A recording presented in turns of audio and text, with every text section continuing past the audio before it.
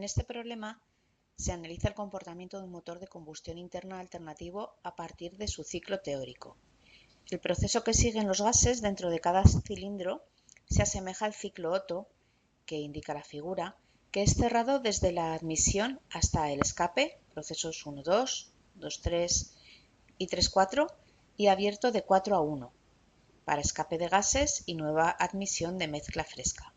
Sin embargo, a diferencia del ciclo Otto, los procesos de compresión y expansión no son adiabáticos.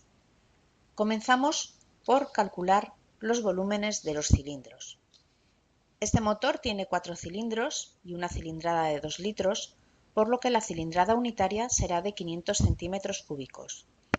El volumen total del cilindro, V1, es la suma del volumen desplazado o cilindrada unitaria y el volumen de la cámara de combustión, al que vamos a llamar V2. El cociente entre el volumen total del cilindro y el volumen de la cámara de combustión V2 es la relación de compresión volumétrica R, que también conocemos, y es igual a 9,2. Estas dos relaciones forman un sistema de ecuaciones que, una vez resuelto, nos da el volumen de la cámara de combustión, V2 igual a 61 centímetros cúbicos, y el volumen total del cilindro igual a 561 centímetros cúbicos. La cantidad de aire que realiza el ciclo en cada cilindro es la que llena el volumen disponible para ser llenado por aire durante la carrera de admisión. El volumen disponible es, precisamente, el volumen total V1 que hemos calculado anteriormente. Como no se dice lo contrario, vamos a suponer que el rendimiento volumétrico es del 100%, así que, conocida la densidad del aire, en ese punto, a 0,784 bares y 350 Kelvin según el enunciado, se puede averiguar la masa de aire que entra en un cilindro en cada ciclo, MA/cc. Multiplicando esta cantidad de aire por el número de cilindros y el número de ciclos por unidad de tiempo, que es igual al producto de las revoluciones por segundo y el índice I para el motor, se obtiene la cantidad de aire que entra al motor por unidad de tiempo.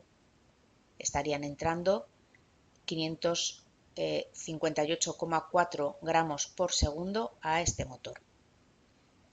Para calcular la cantidad de combustible que entra al motor, hemos de pasar a calcular el dosado, porque precisamente la cantidad de combustible va a depender de él. Según el enunciado, el combustible que alimenta a este motor es gasolina, cuya fórmula empírica puede suponerse igual a la del isoctano, esto es C8H18, y nos dicen que lo hace con un dosado igual al estequiométrico. En primer lugar, para aplicar el mismo procedimiento que en el problema 1 del libro, vamos a estimar la proporción en peso de cada uno de los átomos de la molécula de isooctano. Esto será la composición elemental del combustible: 84,2% de carbono y 15,79% de hidrógeno. Ahora, el dosado estequiométrico se calcula analizando las reacciones de la combustión estequiométrica del combustible que tenéis a la izquierda. Para un combustible que contiene carbono o hidrógeno como el isoctano, las reacciones son C más O2 para dar CO2 y H más un cuarto de O2 para dar un medio de H2O. Así que, según estas reacciones, según la reacción para el carbono, la combustión estequiométrica de 1 mol de carbono requiere de 1 mol de oxígeno, o a partir de los pesos molares es lo mismo que decir que por cada 12 kilogramos de carbono se necesitarían 32 kilogramos de oxígeno. De la misma forma, atendiendo a la reacción estequiométrica para el hidrógeno, por cada kilo de hidrógeno se necesitan 8 kilos de oxígeno. De acuerdo con el análisis elemental de combustible, por cada kilogramo de combustible que alimenta al motor, se necesitarán, siguiendo esta proporción, 3,51 kilos de oxígeno. Considerando el aire como una mezcla en el que podemos considerar un 23 76,2% de oxígeno y un 76,8% de nitrógeno en masa, la combustión completa y neutra de 1 kilo de combustible necesita 15,1 kilogramos de aire. El dosado estequiométrico es la proporción entre la masa del combustible y la masa de aire estequiométricamente necesario para que se produzca la combustión. El dosado estequiométrico para el isoctano es de 1 sobre 15,1, es decir, por cada kilogramo de combustible se necesitan 15,1 kilogramos de aire para su combustión estequiométrica. Gracias a esta proporción, a este dosado, se va a poder estimar el consumo de gasolina que tendrá el motor del problema. Multiplicando el dosado por el consumo de aire que habíamos calculado previamente, el consumo de gasolina en este motor vemos que será de 3,87 gramos por segundo.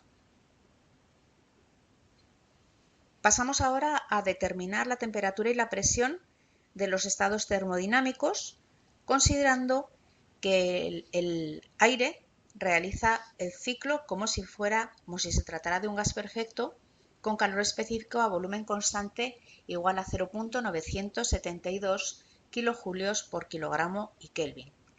El primer punto del ciclo es el del aire al inicio del proceso de compresión.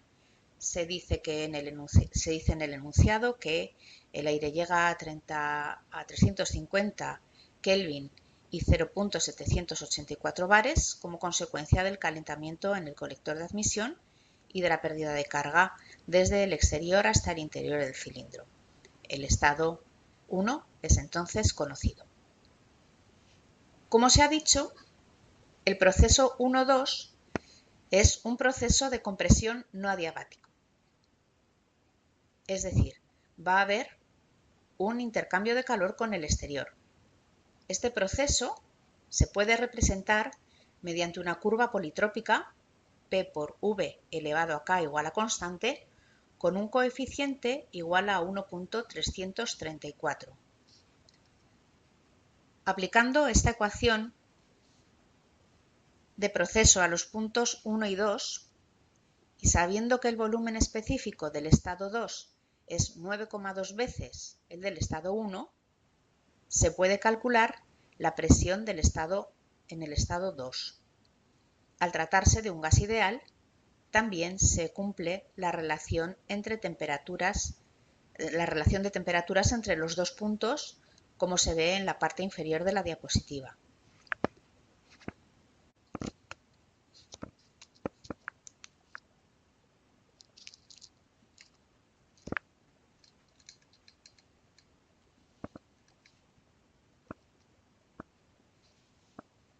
El proceso 3,4 es un proceso de expansión con índice politrópico igual a 1,29 y las propiedades termodinámicas del estado 4 pueden estimarse a partir de las expresiones para proceso politrópico, tal y como lo hemos hecho anteriormente.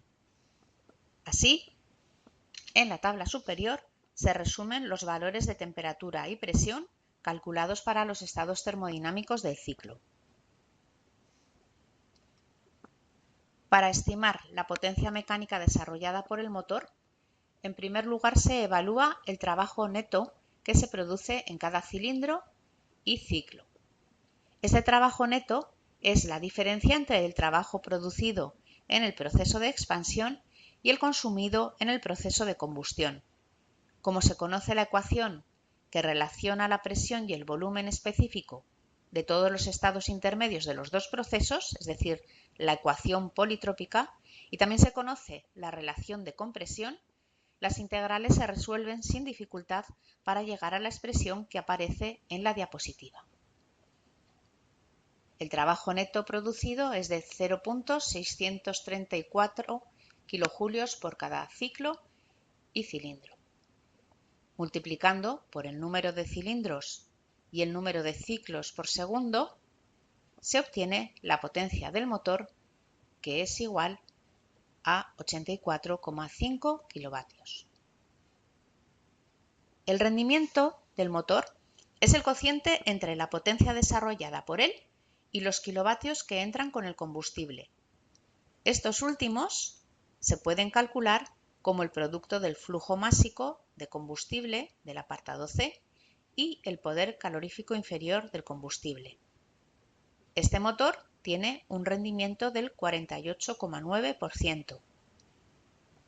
Por último, se pide que se calcule el flujo de calor disipado al ambiente en el proceso de escape, considerando que el fluido son gases de combustión con un calor específico a presión constante de 1,16 kJ por kilogramo y Kelvin, y considerando también que la temperatura del ambiente es de 300 Kelvin. Por conservación de materia, el flujo de gases de combustión es igual a la suma del flujo de combustible y el flujo de aire que entran al motor. Entonces, el flujo de calor se calcula como el producto del flujo de gases de combustión, el calor específico y el salto entre la temperatura de los gases y del ambiente. Así, el flujo de calor disipado al ambiente en el proceso de escape es de 122 kilovatios.